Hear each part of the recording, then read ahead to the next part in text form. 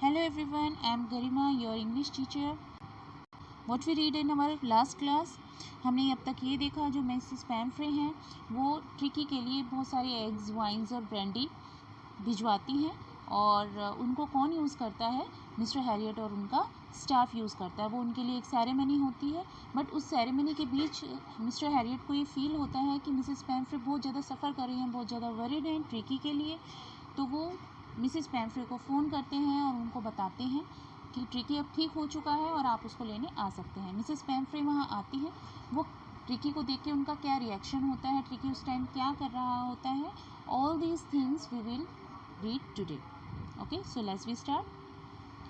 I walked through the house into the garden. मैं garden से घर के अंदर गया. A mass of dogs were hurtling round and round the lawn. और बहुत सारा डॉग्स का ग्रुप था वो लॉन के चारों तरफ भाग रहा था बहुत तेज़ी से. एंड इन देयर मिडस्ट, और उनके बीच में who was there? Ears flapping, ears कानों को हिलाते हुए, टेल वेविंग, टेल वेव करते हुए, मूव करते हुए, was the little golden figure of Tricki, एक गोल्डन कलर का ट्रिकी था. In 2 weeks he had been transform into a लिथ.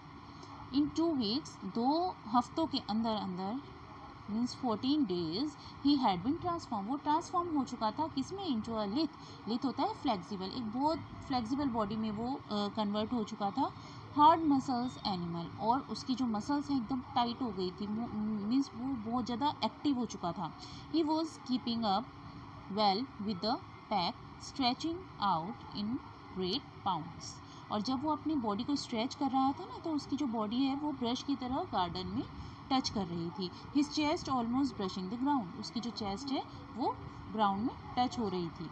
I carried him back along the passage to the front of the house, और मैं उसको लेकर, किसको? Tricky को लेकर घर के बाहर आया. The chauffeur was still holding the car door open, और शॉफर जो था उसने अब तक भी क्या कर रखा था? कार का डोर पकड़े हुआ था, मीन्स ओपन कर रहा था. And when Tricki saw his mistress he took off from my arms in a tremendous leap and sailed into Mrs Pumphrey lap. इसमें ये बताया गया है कि जब ट्रिकी को मिस्टर हैरियट लेकर आते हैं अपनी गोद में, और जब ट्रिकी जैसे ही देखते हैं अपनी मिस्ट्रेस को, वो उसकी आर्म्स में से, उसके हाथ में से उछल के कहाँ पर चला जाता है? मिसेस पैम्फ्रे की गोद में.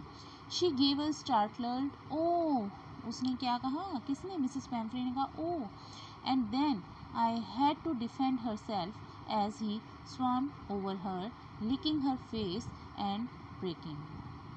तो मिसेस पैम्फ्रे अपने फेस को बचाती हैं किससे? जैसे जो डॉग्स होते हैं, हमारे पैट होते हैं, वो हमारे पास आते हैं तो लिक करते हैं हमारा फेस, ओके, और आवाज़ करते हैं, बार्क करते हैं, okay. During his excitement I help the chauffeur to bring out the beds, toys, cushions, coats, bowls, none of which had been used. इस एक्साइटमेंट के बीच मैंने शॉफर की हेल्प करी, उसके टॉयज़ के लिए, बैड, कुशन, कोट्स, बॉल्स, और जो भी वो कुछ चीज़ यूज़ करता था उसके लिए मैंने उसको हेल्प करी. As the car moved away, जैसे ही कार गई, Mrs Pumphrey leaned out of the window, tears shone in her eyes, her lips trembled.